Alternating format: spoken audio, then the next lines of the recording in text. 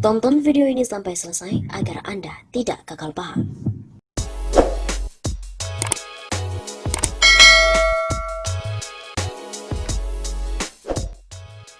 Mantan Hakim MK bilang keteledoran Undang-Undang Cipta Kerja tak dapat diterima. MK pun bisa batalkan Undang-Undang Cipta Kerja. Mantan Hakim Konstitusi I. Dewa Gede Palguna menilai bahwa kesalahan dalam pengesahan Undang-Undang Nomor 11 Tahun 2020 tentang Cipta Kerja tidak dapat diterima. Menurutnya, kelalaian saat Presiden Joko Widodo menandatangani aturan sapu jagat tersebut bertentangan dengan prinsip keseksamaan dan kehati-hatian dalam praktik pembentukan hukum. Bahwa kelalaian semacam itu adalah keteledoran yang tak dapat diterima secara politik maupun secara akademik. Begitu kata Palguna saat dihubungi oleh redaksi CNN Indonesia pada hari Rabu 4 November. Menurutnya, kondisi ketidakhati-hatian tersebut sangat sulit diterima bagi negara yang menganut konsep civil law atau hukum sipil seperti Indonesia, sehingga sangat bergantung pada penalaran hukum dalam satu undang-undang. Oleh sebab itu, katanya masih dimungkinkan apabila Mahkamah Konstitusi membatalkan aturan tersebut, apabila memang dalam prosesnya bertentangan dengan Undang-Undang Dasar 1945. Meskipun menurutnya, selama ini belum pernah ada contoh kasus seperti tersebut. Meskipun selama ini belum pernah ada presidennya, namun saya yakin MK akan sangat berhati-hati dalam soal ini, ucapnya. Menurutnya, jika aturan sudah diundangkan dan diberikan nomor, maka tidak ada cara lain untuk memperbaiki naskah tersebut selain melalui proses revisi undang-undang atau perubahan melalui forum resmi antara DPR dan juga pemerintah. Namun demikian, dalam prosesnya pengujian di Mahkamah Konstitusi masih sangat dimungkinkan karena objek hukum tersebut telah sah secara konstitusi. Kalau sudah diundangkan berarti sudah sah menjadi objek pengujian konstitusionalitasnya, baik proses pembentukan maupun materi muatannya. Tidak perlu menunggu revisi. Presiden Jokowi telah resmi menandatangani Undang-Undang Nomor 11 Tahun 2020 tentang Cipta Kerja. Di situs setnek.go.id mengunggah salinan undang-undang berjumlah 1187 halaman itu pada Senin 2 November malam. Usai naskah itu diunggah, publik menemukan serangkaian kejanggalan dalam beberapa pasal yang termuat dalam belait tersebut. Pihak istana pun telah mengakui kekeliruan dalam penyusunannya. Melalui Menteri Sekretaris Negara Mensesnek Pratikno, pemerintah mengklaim bahwa kesalahan tersebut tak berpengaruh banyak terhadap substansi undang-undang. Lebih jauh, kata Pratikno, kesalahan tersebut hanya sebatas administrasi teknis penulisan. Pemerintah bersama dengan Sekjen DPR juga menyebutkan telah sepakat untuk memperbuat perbaikannya. Peringatan Yusril kepada pemerintah, MK bisa batalkan Undang-Undang Cipta Kerja. Pakar Hukum Tata Negara Yusril Iza Mahendra mengatakan Mahkamah Konstitusi dapat membatalkan Undang-Undang Cipta Kerja secara keseluruhan. Hal itu jika prosedur pembentukan Omnibus Law bertentangan dengan ketentuan dalam Undang-Undang Nomor 12 Tahun 2011 tentang pembentukan peraturan perundang-undangan.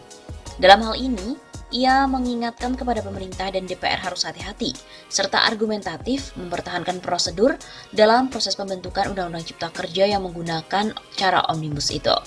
Saya katakan harus hati-hati dan benar-benar argumentatif. Karena jika prosedur pembentukan bertentangan dengan ketentuan dalam Undang-Undang Nomor 12 Tahun 2011, maka MK bisa membatalkan Undang-Undang Cipta Kerja ini secara keseluruhan, tanpa mempersoalkan lagi apakah materi yang diatur oleh undang-undang ini bertentangan atau tidak dengan norma-norma Undang-Undang 45. Kata Yusril dalam keterangan tertulis pada hari Rabu 4 November. Ia menjelaskan dalam proses pembentukan undang-undang, menggunakan metode omnibus, sangat mungkin untuk mengubah undang-undang yang ada, di samping memberikan pengaturan baru terhadap suatu masalah. Jika menggunakan landasan pemikiran yang kaku, katanya, maka akan dengan mudah dapat dikatakan prosedur perubahan terhadap undang-undang melalui pembentukan Omnibus Law adalah tidak sejalan dengan Undang-Undang Nomor 12 Tahun 2011. Tentu akan ada pandangan yang sebaliknya. Kita ingin menyimak seperti apa argumentasi pemerintah dan DPR di MK nanti dalam menjawab persoalan prosedur ini. Selain uji formil terkait prosedur pembentukan Undang-Undang Cipta Kerja yang menerapkan pola omnibus, Yusril juga menyoroti soal uji material. Dia mengatakan, mengingat cakupan masalah dalam Undang-Undang Ciptaker yang begitu luas, maka setiap pemohon akan fokus terhadap pasal-pasal yang menyangkut kepentingan mereka. Kita tentu ingin menyimak apa argumen para pemohon dan apa pula argumen yang disampaikan oleh pemerintah dan DPR dalam menanggapi permohonan uji formil dan material tersebut. sejak Undang-Undang Cipta Kerja diteken Presiden RI. Pada Senin 2 November lalu, elemen pekerja dan buruh pun langsung mendaftarkan gugatan ke MK. Bahkan sebelum Undang-Undang Cipta Kerja diteken Jokowi, juga telah ada 3 gugatan lainnya terhadap undang-undang yang didaftarkan ke MK. Penggugat diantaranya merupakan pelajar SMK, mahasiswa dan juga karyawan kontrak. Istana pun juga menyebut bahwa kekeliruan Undang-Undang Cipta Kerja adalah soal teknis penulisan. Pihak Istana mengakui terdapat kekeliruan pada Undang-Undang Nomor 11 Tahun 2020 tentang Cipta Kerja yang telah ditandatangani Presiden Jokowi. Namun kekeliruan itu diklaim hanya soal teknis penulisan. Hal tersebut disampaikan oleh Mensesnek Pratikno saat dikonfirmasi tentang kekeliruan beberapa pasal dalam Undang-Undang Cipta Kerja. Dia pun juga menilai kesalahan itu tak berpengaruh.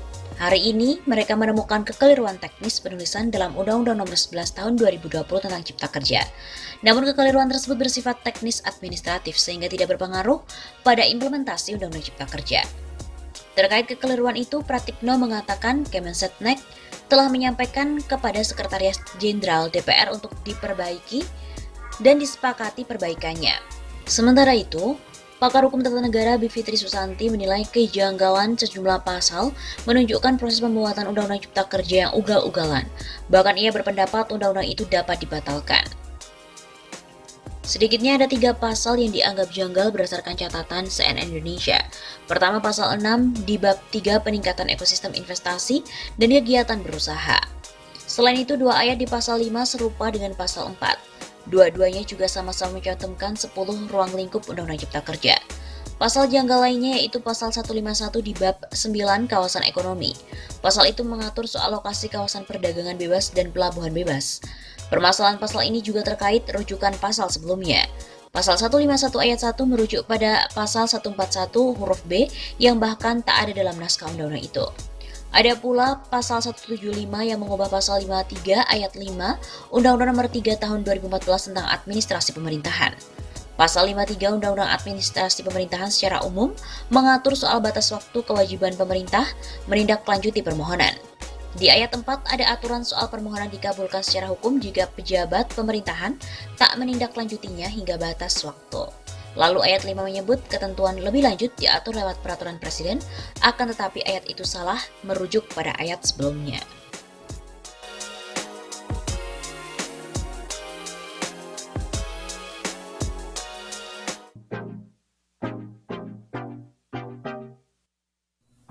Undang-Undang Cipta Kerja ternyata ditemukan pasal selundupan. Pemerintah dan DPR tidak cukup untuk minta maaf, mereka pun mesti diproses hukum. Peneliti Forum Masyarakat Peduli Parlemen Indonesia atau Formapi, Lasius Karus, menanggapi terkait dengan pasal tentang minyak dan gas bumi yang dihapus oleh Sekretariat Negara atau Setnek. Padahal, pada saat pembahasan Undang-Undang Omnibus Law dan Cipta Kerja, ada sejumlah pasal yang ditolak, termasuk dengan pasal minyak dan gas bumi itu. Demikianlah yang disampaikan oleh Lasius dalam keterangannya kepada redaksi pojok1.id di Jakarta pada hari Jumat 23 Oktober. Fakta, ada pasal yang menurut Supratman sebenarnya sudah ditolak saat proses pembahasan, tapi nyatanya masih ada di naskah. Lasius juga menduga bahwa pasal yang dihapus oleh Sekretariat Negara itu merupakan pasal selundupan. Penghapusan oleh Setnek itu dilanjut Lasius. Mungkin saja bukan buah dari keteledoran atau kelupaan mencoret ketentuan yang sudah tak disetujui pada rapat kerja di DPR. Saya menduga pasal ini merupakan pasal selundupan. Ia juga menyebutkan di balik kekacauan pengesahan Undang-Undang Cipta Kerja, ada niat jahat yang selumbungkan. Hal tersebut, kata Lasius, terlihat dari penghapusan pasal oleh Setnek. Saya melihat ada potensi kejahatan di balik kekacauan naskah dan berikut isi Undang-Undang Cipta Kerja ini sebagaimana terungkap mulai penghapusan pasal oleh Setnek. Kendati begitu, kekacauan atau kesalahan itu tak cukup dipertanggungjawabkan hanya melalui klarifikasi, namun juga secara hukum dan politik. Terhadap fakta adanya penghapusan pasal dan juga pengakuan dari DPR, yang saya kira klarifikasi saja tak cukup. Kekacauan atau kesalahan itu harus dipertanggungjawabkan secara hukum dan politik. Ia pun meminta kepada para penegak hukum atau kepolisian untuk menyelidiki motif di balik keberadaan pasal yang dihapus oleh Setnek itu. Secara hukum, Kami kira penegak hukum seperti kepolisian atau kejaksaan bisa menelusuri proses pembentukan Undang-Undang Cipta Kerja ini untuk membuktikan motif keberadaan pasal yang dihapus.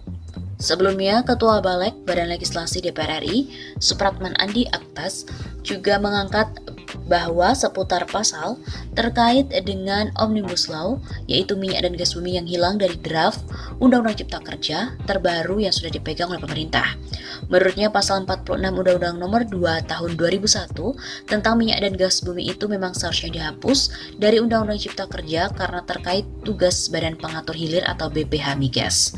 Terkait pasal 46 yang dikoreksi itu benar. Jadi kebetulan Sekretariat Negara yang temukan.